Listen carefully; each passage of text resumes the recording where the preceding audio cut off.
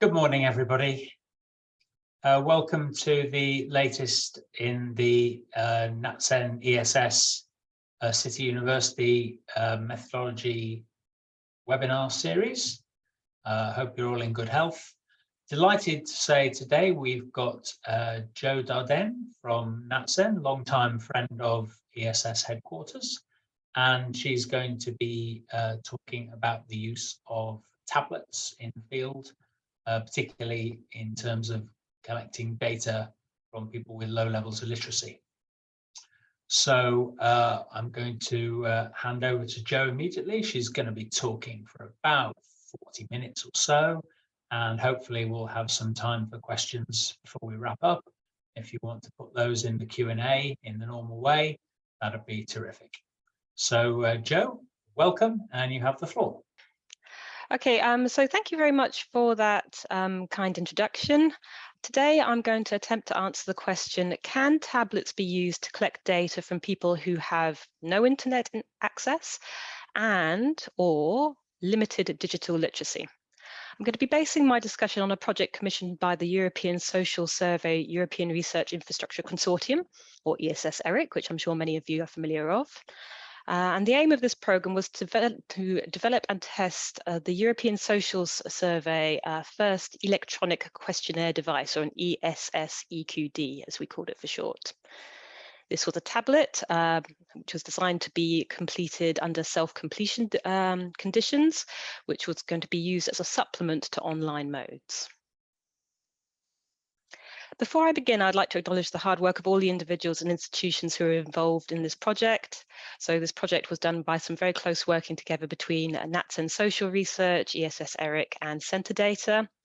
We'd like to thank all the institutions involved in the user testing and the acceptance testing. So this included colleagues from the University of Ljubljana, colleagues from the Slovak Academy of Sciences, the University of Belgrade and the University of Lisbon.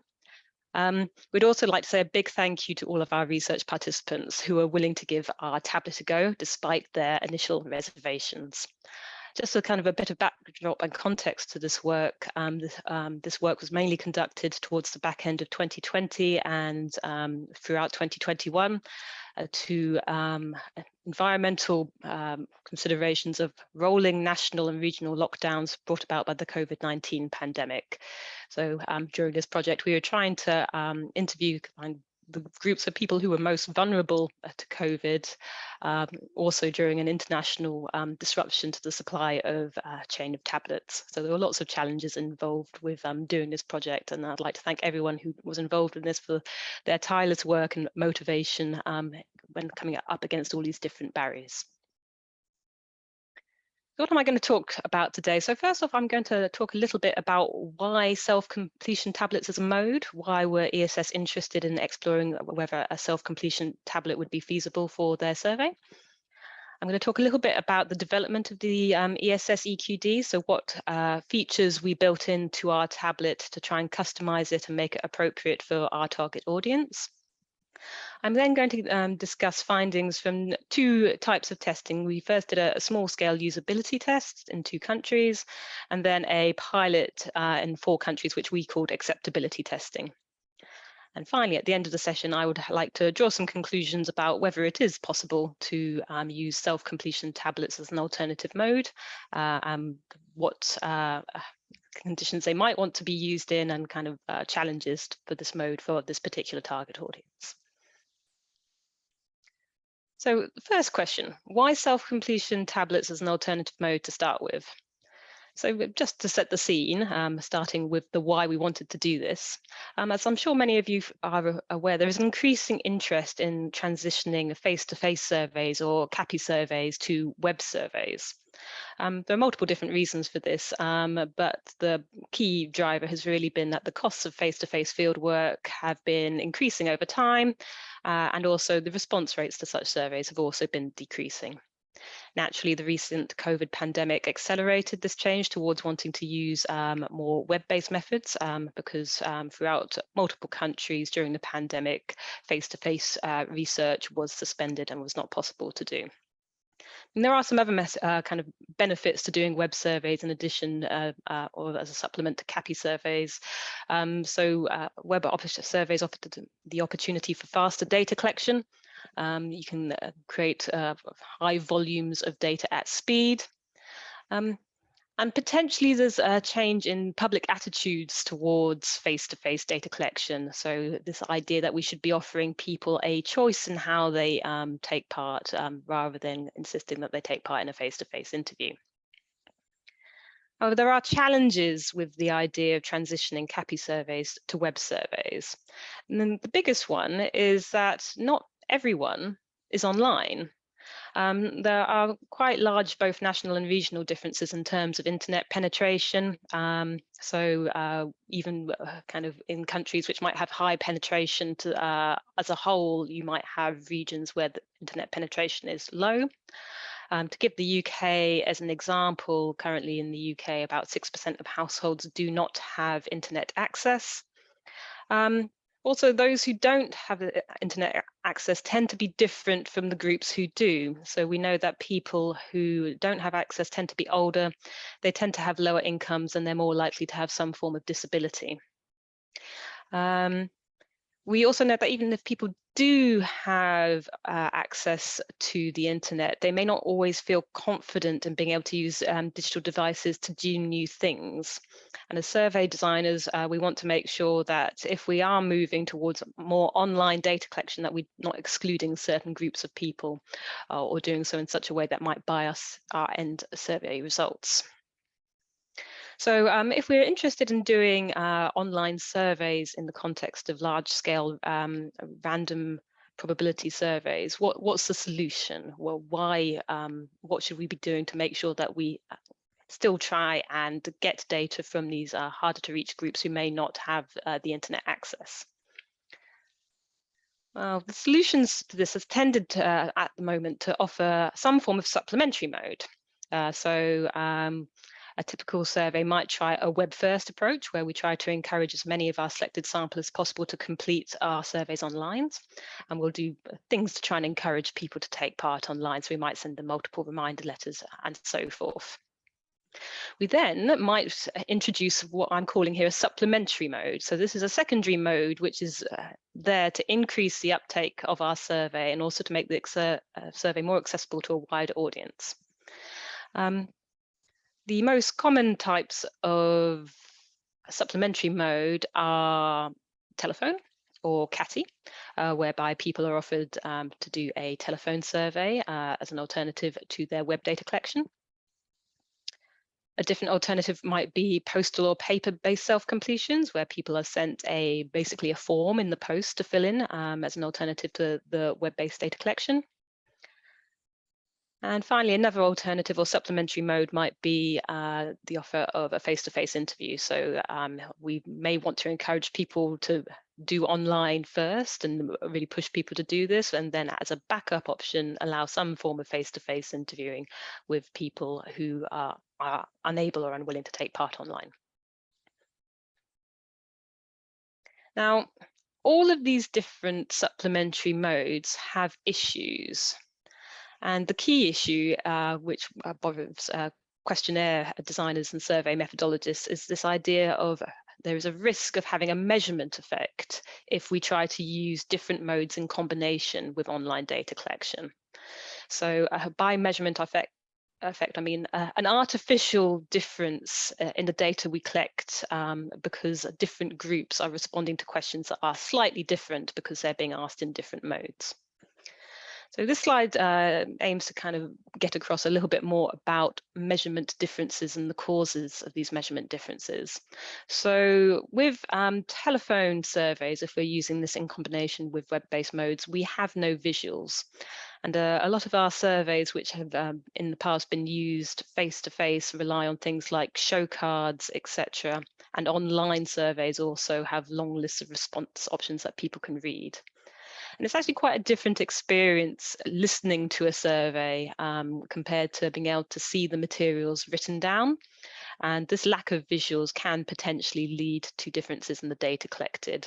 So some examples might be if you are doing a survey which has a visual mode, you might expect more people to answer questions using things on the top of the list, which is called a primacy effect. If you ask the same questions over the telephone, you might expect people to be more likely to go for the last options they hear, so a recency effect.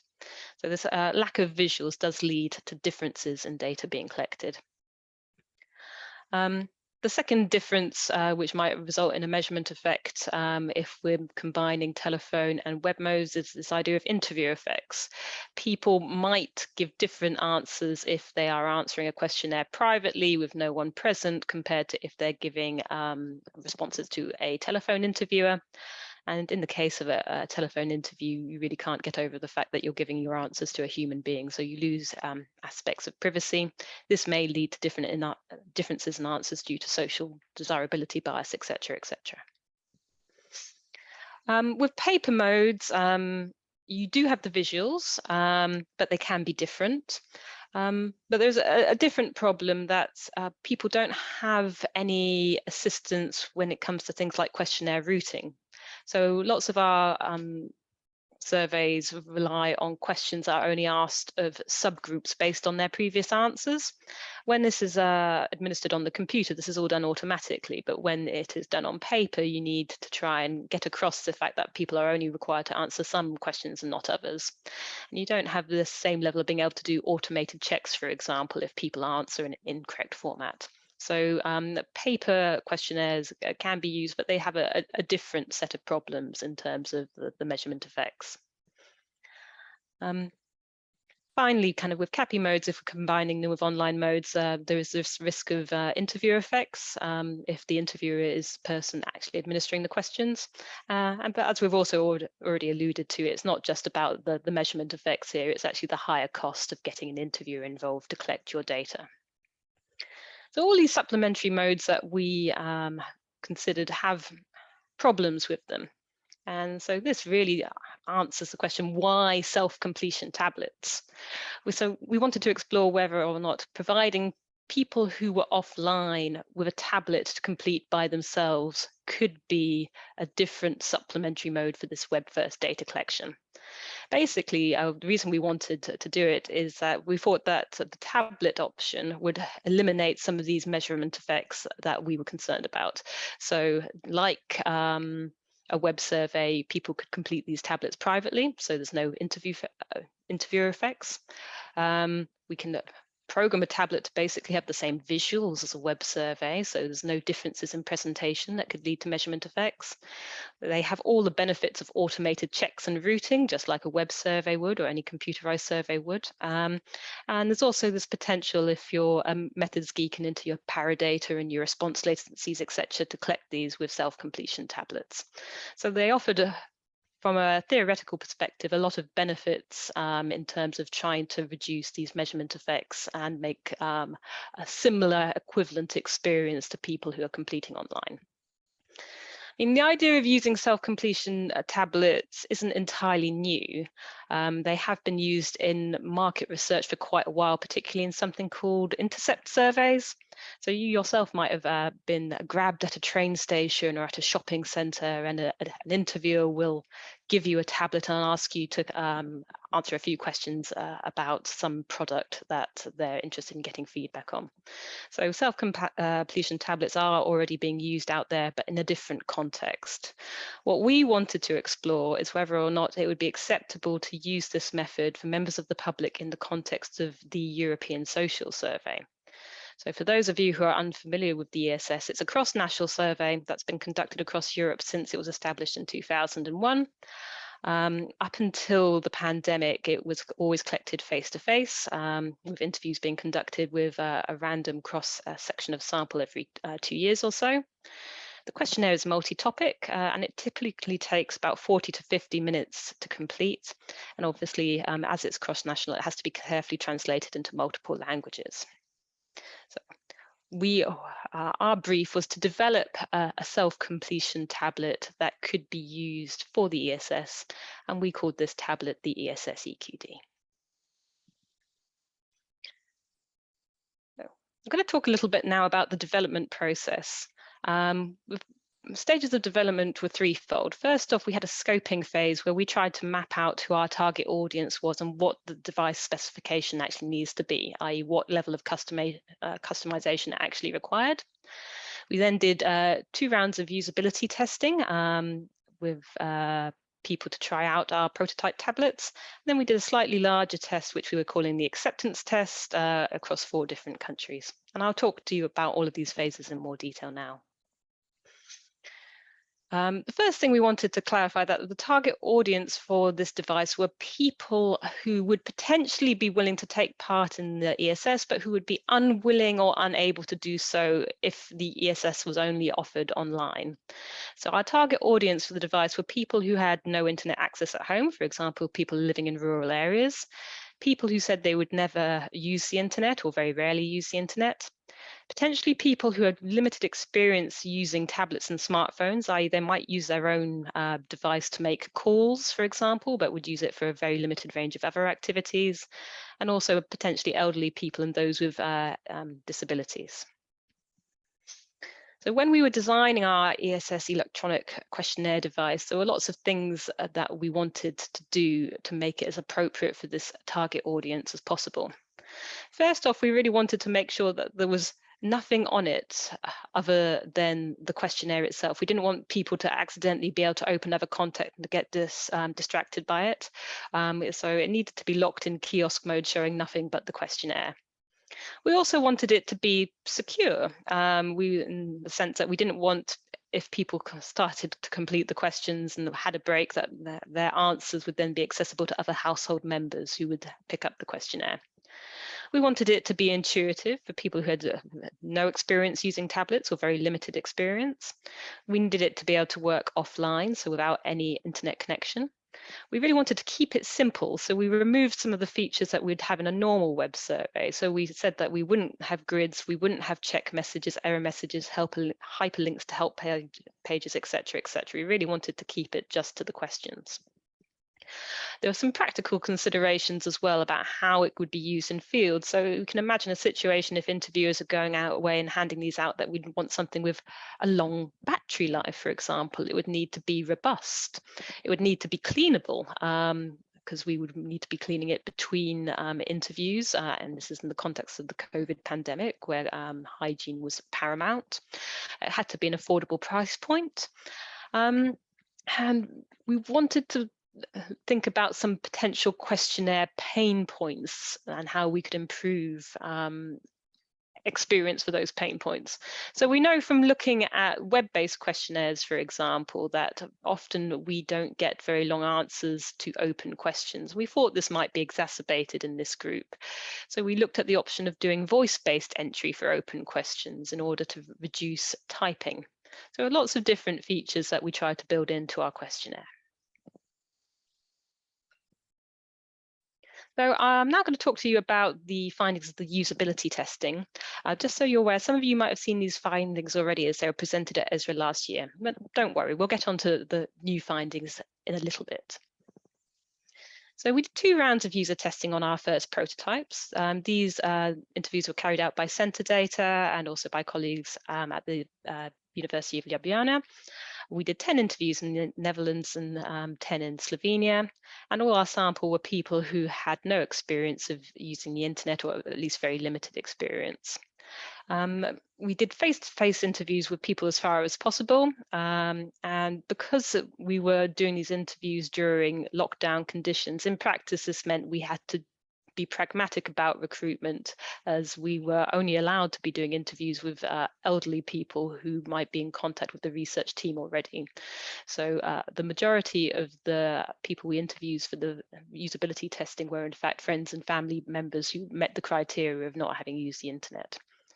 We only tested a very short version of the ESS questionnaire, so certain screen types, and we tried out 2 different types of hardware. So we tried out a Dragon Touch, which was a low price point tablet, and a Samsung Galaxy, which was a mid price point tablet. And the initial findings from user testing was very much that user and experience with device did lead to issues. So before people can even use a device, they need to be able to turn it on. Actually, if you've never used a tablet before, it's not obvious how you turn it on. We had people not being able to find the on-off button despite having written instructions about where it was. We had the camera sometimes being mistaken for the on button, so people tapping the camera, and people not really understanding that you need to press the on button for a few seconds before it powers up. So there were some basic user and experience issues here that led to problems. In later rounds of testing, we added a sticker to the back of the tablet, red in color, to help make the on-off button more prominent. And after the first round of retesting, we also added a bigger sticker with a big arrow on it, just to kind of really direct people to where the on-off button was. There were also issues with people trying to just navigate through the questionnaire. We had a fairly simple kind of navigation interface with just a large next and back button, and people did not always remember kind of where this was. So people had to basically learn how to tap the screen in order to move on to the next question. And we had some issues where people were tapping away at the next buttons, but the tablet wasn't being responsive. We think this might be related to something which in the tech industry is known as zombie finger. So it may seem that to people who use tablets all the time that the touch interface is very sensitive and easy to do, but actually in layman's terms, people who press too hard or have an uneven press, or maybe people with certain types of issues with their fingers, so dry fingers, calluses on their fingers, etc., can't always get the tablets to work because the pressure algorithms used within the hardware itself can't always tell that this is a touch, because it's not like a typical touch that they're used to experiencing. So it took a little bit of training to get people to tap the tablet in the right way so it actually activated and they could use it. Some other problems that I'm going to kind of just whiz through, just so you're aware. We had some issues with the Android navigation bar popping up, taking people back to the landing page of the questionnaire. And we had issues with the open questions when we tried out the keyboard, which we sort of anticipated, but not to the extent that we saw. People were very, very slow in typing their open responses. Sometimes people moved onto the wrong keyboard. So if they were on a alphanumeric keyboard, they might accidentally change the keyboard to numeric or even symbol and then not know how to get back. So one of the changes we made to the EQD as a result of the user testing was to change our approach to using the keyboards. As I mentioned, we tried also doing voice recording as an alternative to typing, but the interface for this also needed some work. So we had people physically holding down the record button rather than tapping it and not being aware if it was recording or not. So even with an interviewer being present, we've observed that people were struggling with our devices. However, one thing that was promising is that we did notice that performance improved over the course of these usability testing interviews. So people who started off as not being able to use the device, by the end of the interview could use the device. And this stressed to us the importance of having some sort of demonstration and a practice session prior to being just given these tablets. We made some changes to make sure that we had no scrolling at all in our questions, because it was confusing for people if the next and back buttons disappeared from view. And we had to change some of the default display settings on these Android modules. So we had to remove the navigation bar. We actually disabled the pinch to zoom function as well, because we had people accidentally zooming in and not being able to zoom back out again. And we changed the custom keyboard settings, so we used our own simple keyboards rather than the default keyboards on the devices. Now, to talk about the findings from the larger test, which we called the acceptability test. So this was a test that we conducted in 4 countries. The main difference between the acceptance testing and the user testing, other than the scale, was that we wanted participants to have a go at using the EQD device without an interviewer and being physically present to support them. So we conducted what we're calling a doorstep placement activity, whereby a survey representative gave people a little demonstration of the tablet on the doorstep, got them to complete some practice questions before leaving it with them in their own home. And the point of this was to try and replicate some sort of knock to nudge approach, whereby you can imagine people who are invited to take part in a website survey are followed up with a survey representative come to their home who says, can you please take part in the web survey? And if they say, no, I can't, I don't have the internet, they can offer this tablet. Because of the COVID restrictions, again, we wanted to do these interactions on the doorstep and not actually go within people's homes. After people had done the training exercise and taken the device into their homes, we got feedback from them about how they found using the device, and we also had a little look at the data quality as well. So our target population for this acceptability test were people who never or rarely used the internet. We did define this as people who used it once a month or less often, people who had no internet access in their home, people who had no experience using tablets or smartphones, or who could only use them for a limited range of activities. So I mentioned before that one of the findings we found from kind of scoping out Usability is that we had people in our sample who owned a smartphone, but they would only ever use them for making phone calls or maybe sending messages if this had been set up for them. They would not use it for browsing the internet. The different countries used various methods to kind of recruit members of our target population to the study. So in the UK, for example, we used recontact strategies where we followed up survey respondents where we knew people who had no access to the internet or had said that in a previous survey. So we contacted them to try and take part in this particular study. We also did recruitment via groups who work with the elderly. So in Portugal, colleagues approached people who worked in parish council groups, daycare centres, social groups, senior universities in order to try and recruit elderly people who had no experience of using the internet. We also use snowballing techniques where we tried to recruit a few small numbers of seed participants, as we called them, who didn't use the internet, and then get them to recommend their peers who are in a similar situation as other people who could take part in this study.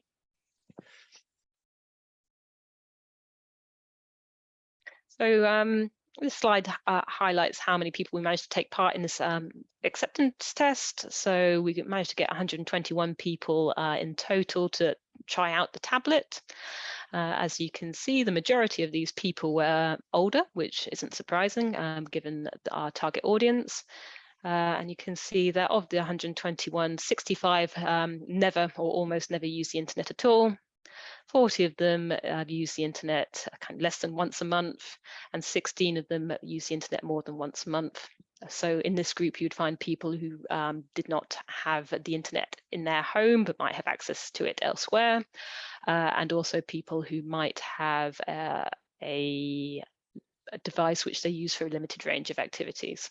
But the majority of our sample were very much within the never use the internet group or use it less than once a month. And we have a nearly even split of people in terms of their level of highest qualification. I think before talking about the results of the acceptance testing, it's really worth highlighting that we had some recruitment challenges in trying to get hold of these groups in terms of whether or not they were willing to take part. And because we were interested in the acceptability of this device with this audience, when we were doing recruitment, we tried to get some reasons why people were unwilling to be recruited into the study. So kind of classic reasons people said why they didn't want to take part was that they just didn't feel confident enough to take part and use this technology. We had one person asking us during a recruitment conversation, what is a tablet? I don't know what that means. People described how they don't really like technology, or they didn't really like the idea of using technology. It wasn't how they would normally want to do things. We also had some people saying that they didn't think they'd be able to use this tablet due to health conditions and disabilities. So a caveat to the results I'm about to present is that due to the nature of this research, we ended up recruiting a purposive sample, and it could be that our sample we use in this test may be different to all non-internet users identified in a random probability sample. So we need to bear that in mind when we talk about our results. So how did fieldwork work? So survey representatives were each issued with their own tablet or their own ESS EQD. They went to people who had been pre-recruited to take part in the survey, and they gave a demonstration on the doorstep. This demonstration included providing them with some help sheets and also getting people to do training questions on the doorstep. So getting the respondent to have a go holding the device and going through answering a small number of questions just to get the gist of how it worked. Where possible, we are stressing that interviewers, or survey representatives, I should say, did not enter the premises. The tablet was then left with a respondent for agreed length of time, with flexibility about when the survey representative could return to pick up the device. Once the survey representative had returned, they would collect the tablet and they could connect it to a secure network, transmit the data, wipe the data and get the device prepared for the next drop-off, and that would include the physical cleaning of the device for COVID security purposes.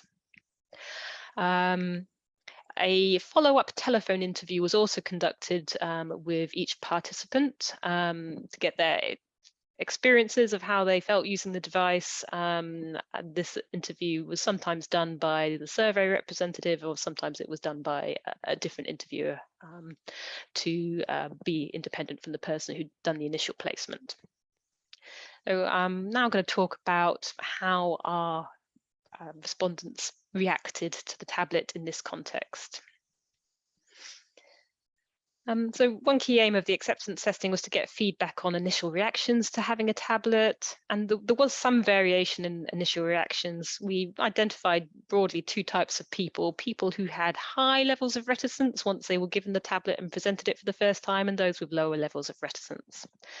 Those with higher levels of reticence were often those who had no experience of using the internet or at all, very little experience using computers, tablets or smartphones.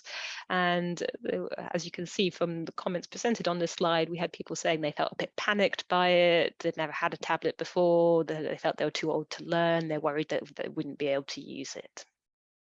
But even so, all the people who had been recruited at this point then went on to take the device into their home and to kind of give it a go as part of the exercise to see what happened.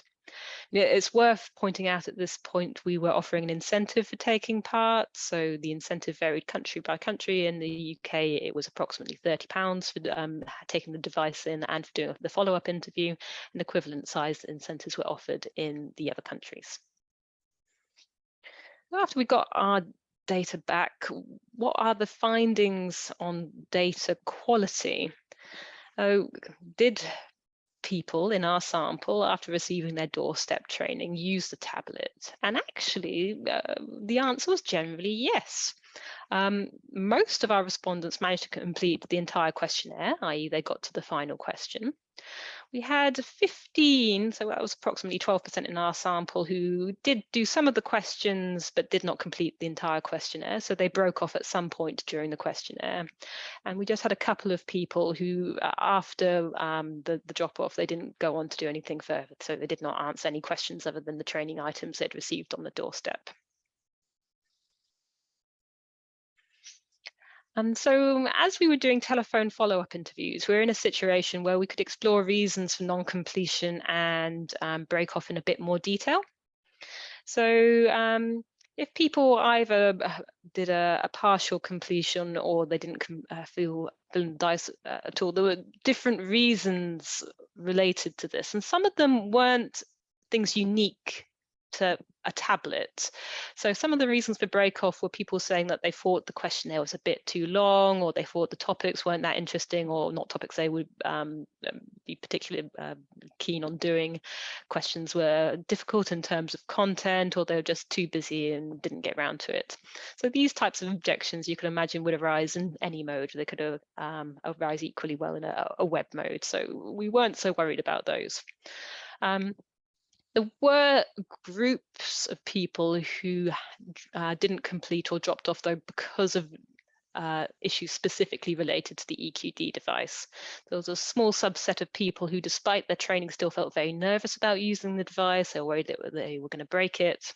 We had a small number of people saying that the device didn't respond to them, so they would tap the screen and it wouldn't move on. So maybe replicating a little bit what we saw in the usability testing with the zombie finger and the screen sensitivity. We had one respondent whose device ran out of battery. And also some people not realizing how to turn the screen back on after it went onto power saving mode to save battery. We built some security features into our questionnaire, and one of them was that if people weren't able to go back after a certain point, and the idea was this was to prevent other people seeing their answers. And there was one person who broke off because they'd skipped ahead to see how many questions they were, went back to it later, and they couldn't go back. So these were things that potentially could be fixed if we were to redo the EQD process. But generally speaking, as previously stated, most of them were able to complete the questionnaire and answer pretty much all of the questions. Now, we did some particular work on open questions because we know this is a pain point in web surveys in general, and we thought this would be a particular pain point for the EQD users. So the main open questions used in the ESS are questions that you're probably familiar with on getting standardized industry data and standardized occupation data. So we offered all participants the option of either using audio recording for these open questions, hopefully to make it a bit easier to reduce the typing and to increase the length of response, or they were able to do typing if they preferred. And we gave people practice questions where they could try out both options and then decide for themselves which ones they wanted to use. So part of the aim of the test was to establish how many people actually chose to use this audio recording versus typing. We wanted to see if audio or text responses were longer, and we also wanted to establish whether or not the answers people gave could actually be coded and to what level of detail. And our test demonstrated that actually very few people in our sample who were offered this audio recording function chose to use it. So we only had 10 people out of our 121 who used this audio recording feature. We had 76 people use the typing for the open questions, or at least one of the open questions, and the remainder skipped past these open questions entirely. So the take-home message is that even with this alternative options for data entry, we were still getting high levels of missing data for these open questions. Those who did provide responses typically did give enough information for coding, so we were able to code to the 2-digit level for the majority of people for the both the NACE codes and the ISCO codes. Now, I think there might have been some sort of exacerbating feature with our sample for these questions because of the age of our sample. Now, we'd actually adapted the questions on industry and occupation to ask people about their last job rather than their current job, because we're aware that because a lot of our respondents were elderly, they might be retired or not working. But we think that some people might have just skipped past these questions anyway because they'd been retired for a long time. And actually, when we went to do looking at the type responses, we had people saying they're retired or not applicable and typing that in. So it could be that some of the level of non-response we saw at these questions isn't to do with the interface, but it might be to do with the nature of the question in this particular group. So it would be interesting to do this again, but to have different types of open question other than industry and occupation. So very briefly, conclusions and reflections. Can self-completion tablets be used by people with no internet or very low levels of digital experience? Well, the answer seems to be yes, but there are quite a few caveats to this. Training seems to be very important. This human interaction seems important to encourage people to try the new technology. The questionnaire design interface is important. You wouldn't necessarily want to do this with some out-of-the-box web survey. You might want to use some sort of adaptations to make it appropriate for this target audience. And there are a group of people who will still struggle despite training and despite the adapted interface. We would need to do further work to establish the actual uptake of this method in a random probability web-first context. In terms of the data quality, the low levels of break-off in our sample seemed to be promising, so that was good, but there were data quality issues with the open questions. So our study demonstrated that the proof of concept that people with no internet connection and limited experience can be trained to use a tablet, but that doesn't demonstrate that the tablet is the most appropriate supplementary mode. So what we've done is show that this is possible and that hopefully it could overcome some of these measurement issues if mixing modes, but we don't know enough about the likely uptake of this device in order to recommend it without doing further testing. Also, it's important to think about cost. So one of the reasons we wanted to investigate web modes in the first place is to do with cost efficiencies. And so if you need a survey representative to go out and place the devices and do some sort of training, that has a cost attached to it, as well as the devices themselves. So more work would be needed to do to look at the actual cost benefit of this method. And some final thoughts is that although the method would need further development for use in this particular target audience, we can see that this tablet would be useful in other contexts. For example, you can see it might be useful in panel-based surveys. So if people are selected to do a longitudinal survey and they only need to be trained on the device once, they could then use it multiple times. So it might have different benefits in that context. You could also see it being potentially useful in surveys which have a CAPI element in households with multiple respondents. You could see an interview doing a CAPI interview with some respondents in the household and handing out tablets to the other. Also, some of the learning from the survey could be used to improve general CASI offers. So by CASI offers, we mean self-completion offers with an interviewer present in the home. Also, some of the findings on accessibility could be applied more generally to website surveys. So findings on keyboards, findings on voice recording, etc. If you want to know more about this study, full findings are available on the European Social Survey website, along with lots of other goodies and working papers on survey methodology. I'd like to thank you very much for your time, and I would welcome further questions.